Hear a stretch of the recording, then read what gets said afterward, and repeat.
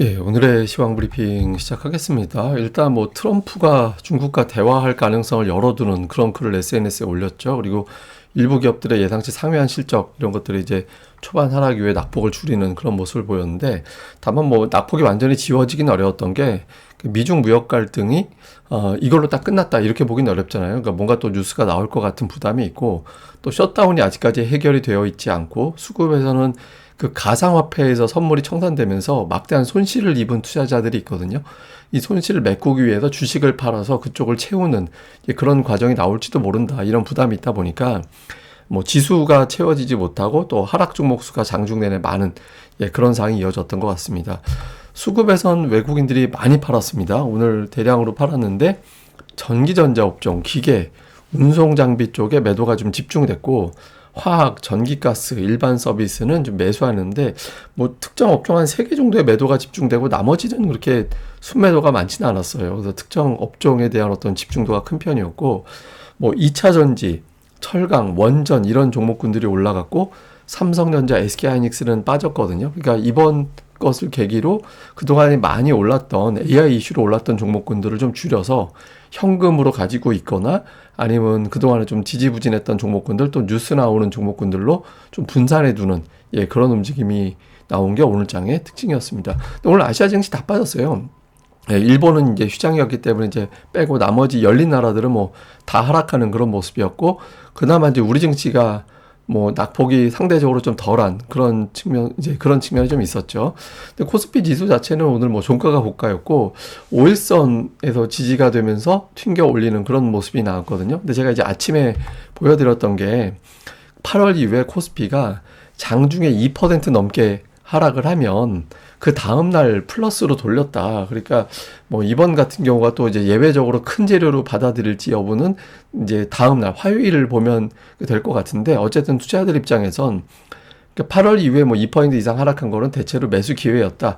이렇게 생각을 했던 것 같아요. 그러니까 뭐 근본적으로 미중 간의 무역 갈등이 그 확산이 확대기보다는 또 어차피 협상 전에 이걸 갖다 이제 협상력 높이기 위한 거 아닐까? 이렇게 생각하는 투자자들이 좀 있었다라는 거죠. 그래서 뭐 플러스로 돌릴 정도까지는 아니지만 어쨌든 뭐 이번에도 뭐 매수의 기회가 아닐까 이렇게 생각하는 투자자들이 일부 좀 있어서 지수 낙폭을 좀 제법 줄였구나라는 걸 보여주는 거고, 코스닥은 되게 다행인 것 같아요. 왜냐면 제가 오늘 걱정했던 거 특히 코스닥이었거든요.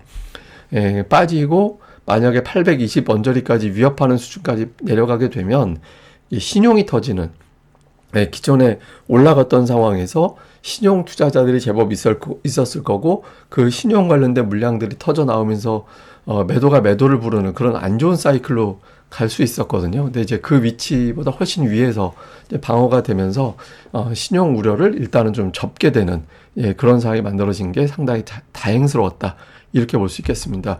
근데 무엇보다 그 ADR 제가 아침에도 좀 보여드린 건데, 그 과매도권으로 오늘 내려갈 것 같다라고 말씀을 드렸잖아요. 그러니까 종가로, 그러니까 상승 20일 동안의 상승 종목수의 합 나누기 20일 동안의 하락 종목수의 합, 이게 이제 ADR인데 그게 0.8 정도, 그러니까 80% 밑으로 내려가면 과매도로 보거든요. 근데 오늘 아침에 75까지 빠졌었어요.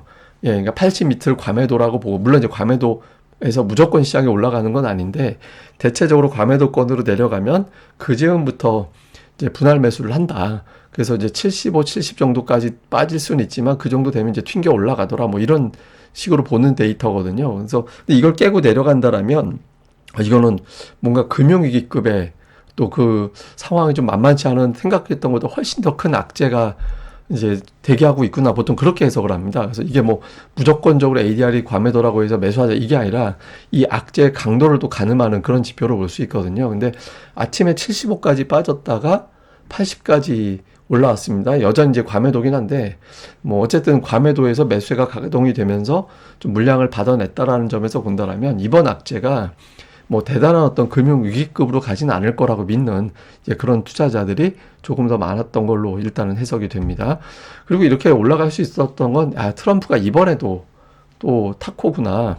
아침에 우리 증시 개장 전에 이미 나온 이제 내용이었죠. 그러니까 중국에 대해서 걱정할 필요 없다. 뭐 다 잘 될 거고, 시진핑은 이제 나쁜 순간을 겪었을 뿐이다. 그러니까 뭐 자기네 나라 대공황을 원하지 않을 거라고, 이건 나 역시 마찬가지고, 그러니까 중국을 돕고 싶은 거지 나는 중국을 해치고 싶지 않다. 그러니까 대화의 가능성을 열어놓은 걸로 해석이 되거든요. 그래서 주요 이제 분석가들 의견을 보면 뭐 트럼프 대통령도 그렇고 이제 반스 부통령도 그렇고 결국에는 타코 세게 질러놓고 물러서는 그게 이제 타코라고 하잖아요. 그러니까 이번에도 그런 쪽으로 기울고 있는 거고 100% 관세 부과하겠다라고 했던 거는 협상용일 뿐이다. 그러니까 그렇게 이제 보고 있다라는 분석. 그리고 이제 극도로 충돌하면 양측이 그 불황을 초래할 수 있다라는 거를 이제 알고 있는 거다. 그래서 결국 완화하는 이 갈등을 완화하는 움직임이 언젠가는 나올 거다. 이렇게 보고 있고.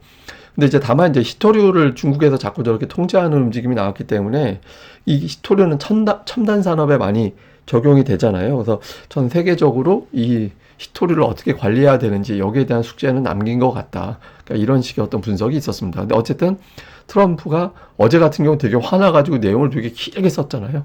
근데 중국에서 이제 히토류 관련해서 공급망의 어떤 문제를 초래하진 않을 거다라는 취지로 중국 쪽 이제 정부에서 밝혔고 당국에서 밝혔고 그 내용을 봐서 그런지 모르겠는데 뭐 충돌로 가지는 않을 것 같아. 뭐 이런 메시지를 남기면서 시장이 좀 안도했던 것 같습니다. 뭐 주요 종목으로는 오늘 이제 원전주 두산 에너빌리티가 많이 올라갔죠. 그 가스터빈 수출했다. 이게 원래 이제 수입하던 건데 이걸 만들어서 수출까지 했다더라. 이런 내용이 나오면서 고점을 만들어내는 그런 모습이 나왔고 또 이제 고려아연 이게 히토류 관련해서 움직였죠. 이게 이제 고려아연에서 만들고 있는 품목 중에서 좀 관련된 희귀금속 이런 것들이 좀 있잖아요. 그래서 이게 관련주로 분류가 되면서 이제 급등을 하는 그런 모습이 나왔는데 근데 최근에 이런 어떤 뉴스가 나올 때 대체로 단기적인 어떤 자금이 붙는 경우가 더 많이 있었거든요. 그래서 이게 뭐 내일 이후에 이제 또 밀리는지 이것도 되게 봐야 될 것 같습니다. 그리고 오늘 엔터주가 또 코스닥에서는 모처럼 살아났는데 증권사 보고서가 그 엔터주 좋다 이런 보고서가 나온 것도 있었고 또 이제 대통령이 컨텐츠를 만들어내는데 이제 좀 대책이 필요하다. 그러니까 육성해야 된다. 뭐 이런 취지의 해석이 됐죠. 이런 것들이 겹치면서 엔터주들이 또 강하게 올라갔고 이게 이제 지수를 어느 정도 방어하는 데 역할을 했다. 이렇게 보면 되겠습니다. 뭐 대형주 내에서는 오늘 시가총액 11위까지 제가 이제 일부러 기아차까지 보려고 이제 올려놨는데 아침에 제가 그 블룸버그에서 나온 기아 관련된 보도 설명드렸었잖아요. 그래서 어쨌든 이게 플러스가 났고 그리고 11위까지 놓고 보면 상승 종목수, 하락 종목수가 비슷했거든요. 그러니까 나름대로 이제 지수를 버텨내는데 이제 대형주들이 선전을 했는데 삼성전자 하이닉스 두 종목이 오늘 지수 뺀 게 한 19포인트 정도 되거든요. 두 종목 아니었으면 코스피 오늘 마이너스 7포인트였다라고 보면 되는 거죠.